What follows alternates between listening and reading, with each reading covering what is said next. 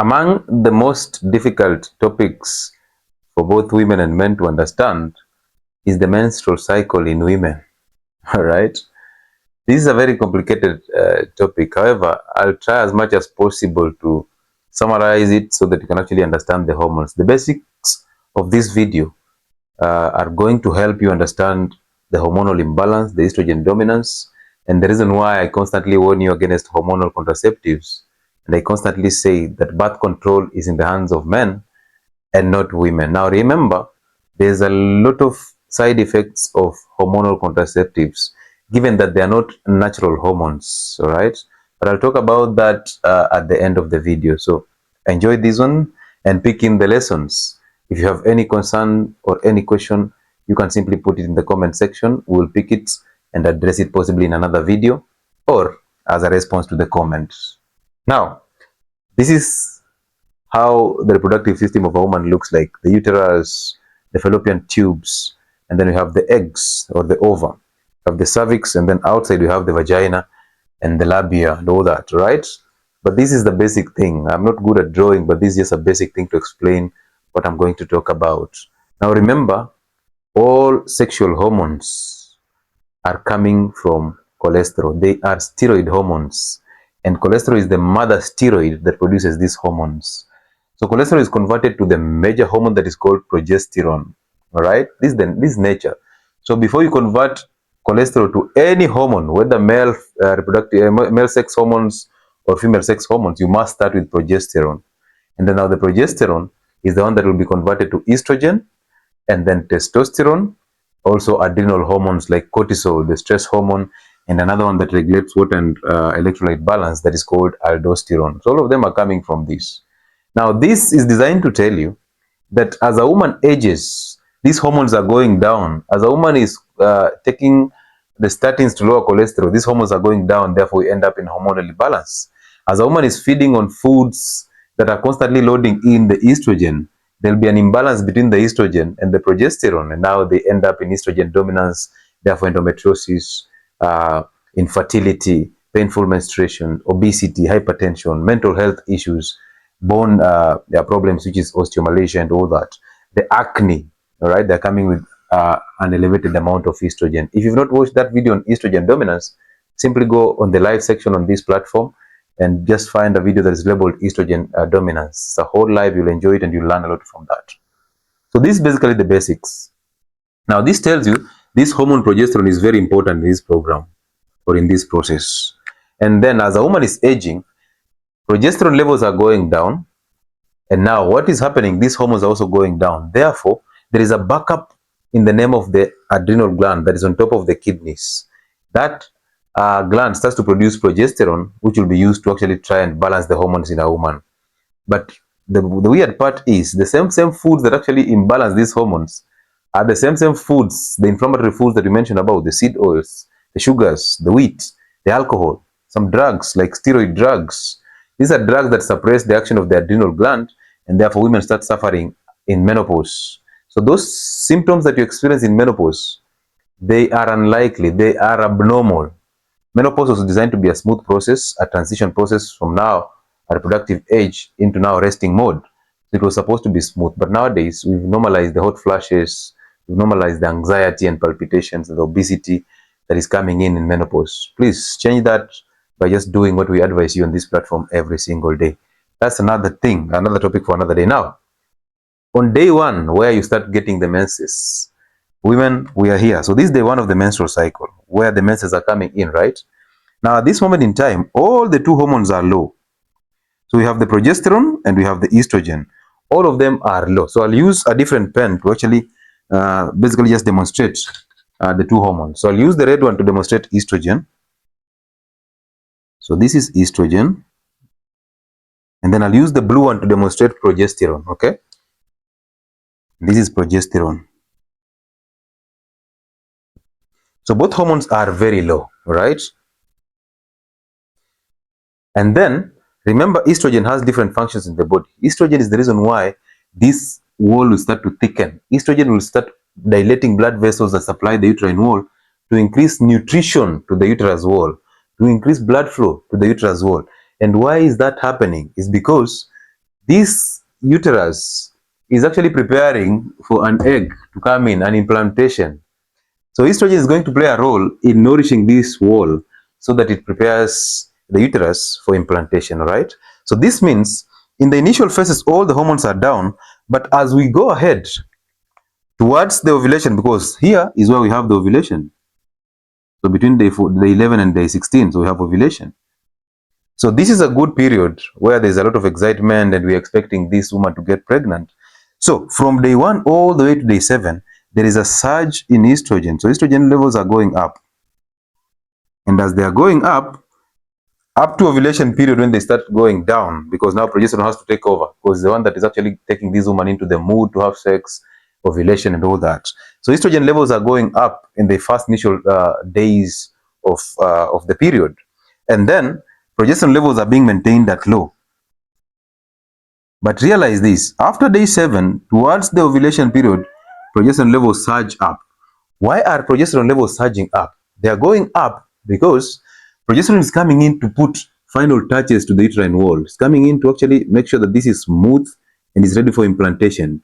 It's coming in to lower the prostaglandins that can actually cause the coming in egg, the fertilized egg, to get out, because prostaglandins will activate contractions of the uterus wall to actually take out the egg. It's actually making sure that there's much nutrition into the wall, and the wall keeps on growing thicker for nourishment and blood supply. Okay, so oxygen, nutrients, and all these are coming in, including immune cells. All right.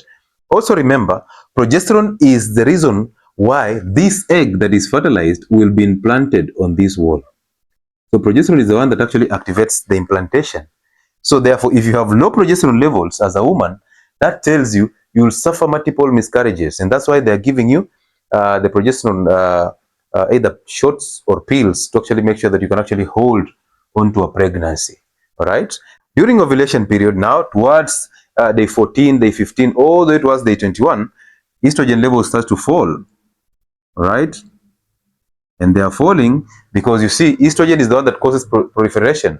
And now, assuming that there was no implantation, there was no fertilization, because realize this also, estrogen is one of the reasons why you will end up having this egg maturing, because remember, there are multiple eggs in the ovary and they have to mature. When they mature now, these filaments here will be the ones that will pull the egg into the fallopian tube so that it goes all the way for implantation. All right, fertilization in the fallopian tube and then implantation. Remember, any implantation in this tube, that's what we call ectopic pregnancy. It is a life-threatening condition, and that is one of the side effects of hormonal contraceptives. So avoid those things, okay? So estrogen is coming in to thicken the endometrial wall, to supply oxygen to that area, and also to make sure that this egg matures so that it can actually be available for fertilization.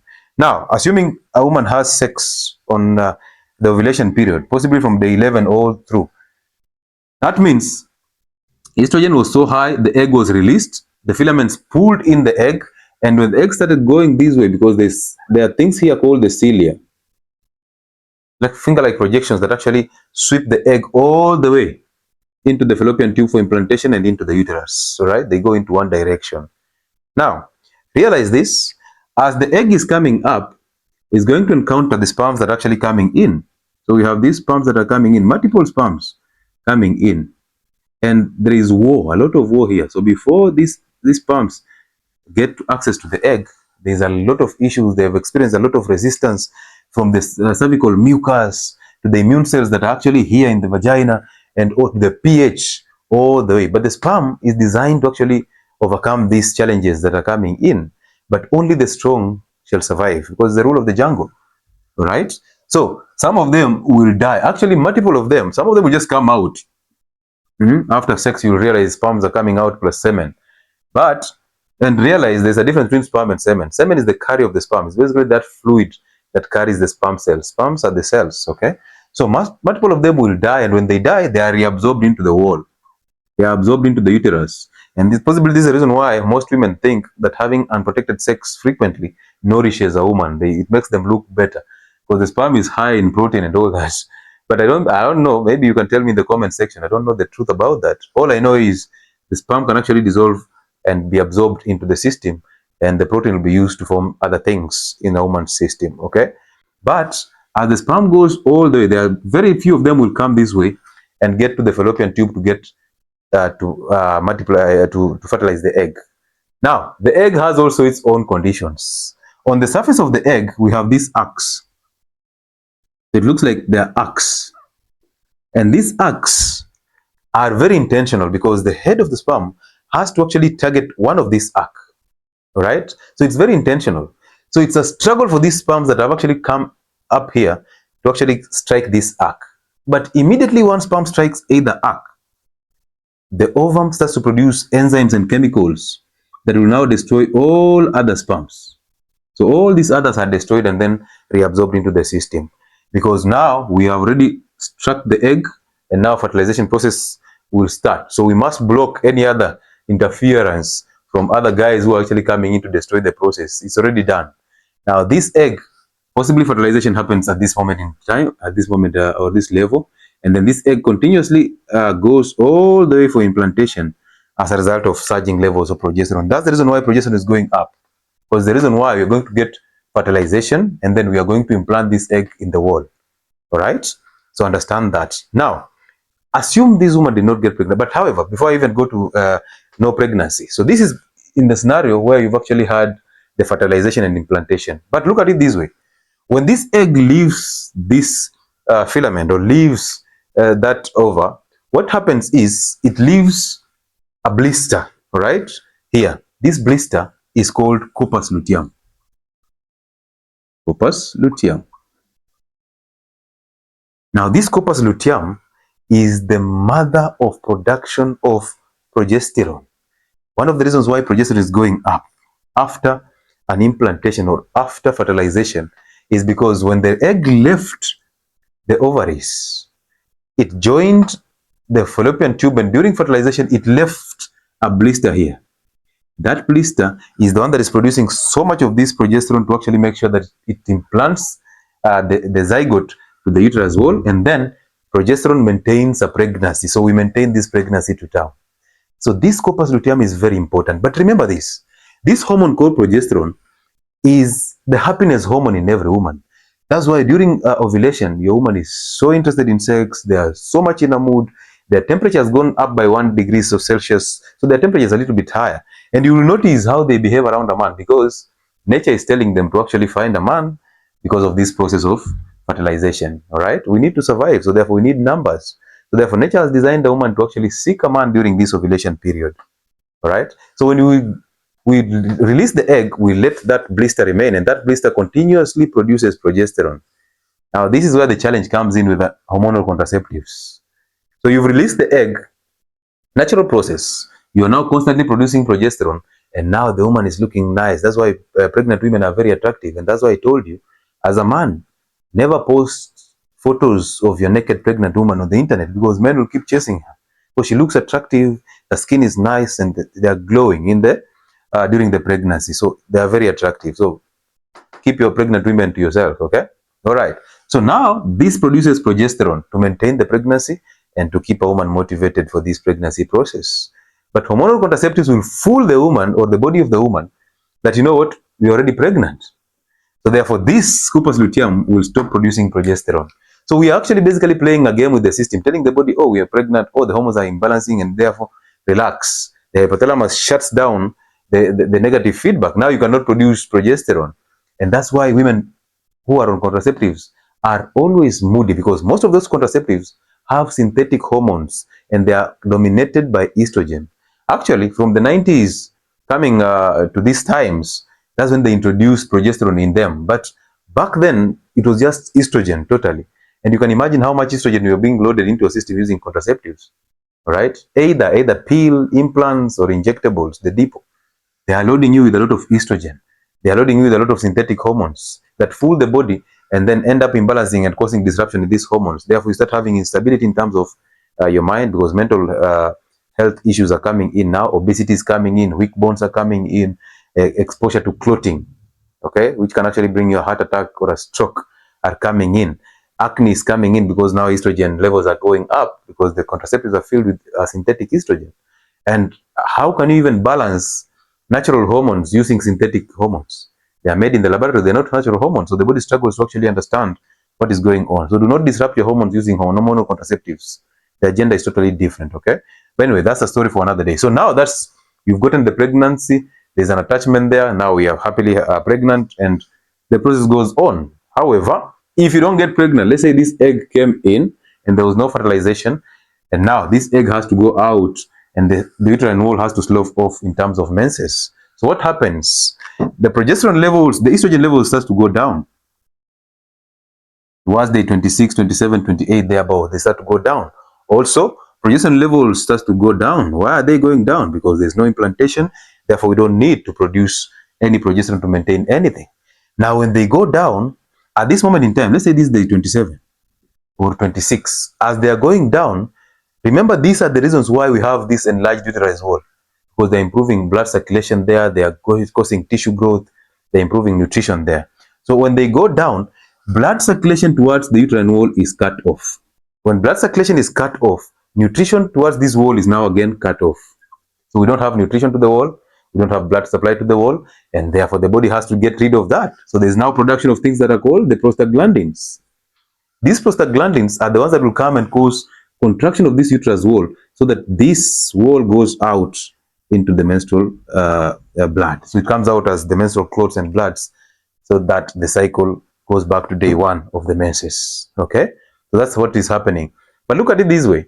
So somebody who is using painkillers like NSAIDs to basically stop these prostaglandins, what are you doing to yourself? You're actually retaining this uterine wall in the uterus. When you retain the endometrial wall inside, risks of infections are coming in, risks of sepsis are coming in, even infertility can actually come in. So why do you want to retain this wall by using the painkillers like NSAIDs? Why don't you use maybe something like the hyoscine butyl bromide, normally known as Buscopan, which reduces the motility? Why don't you use castor oil? Just apply it and rub castor oil on your stomach, or you can use a towel with warm water and just massage your stomach so that the pain disappears as you fix the causes of the imbalance in the hormones, right? So if you are fixing the imbalance, the pain will not be there. There are women who actually, we've had conversation with them, they've changed their diets and their lifestyles, and they even don't realize their menses is here. They simply get the stains and they start now putting on the pad, and it's a very, very great period or a cycle. They never experience the pains because this pain is abnormal. Severe menstrual pain is abnormal.